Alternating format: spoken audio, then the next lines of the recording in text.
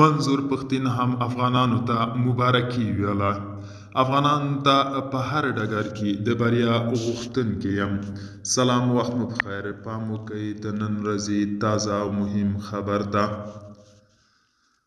د پښتون ژغورنې غورځنګ مشر منظور پښتين افغان ابداليانو ته د مبارکۍ ترڅنګ افغان ولس ته په ټولو برخو کې د بریا هیله کړې.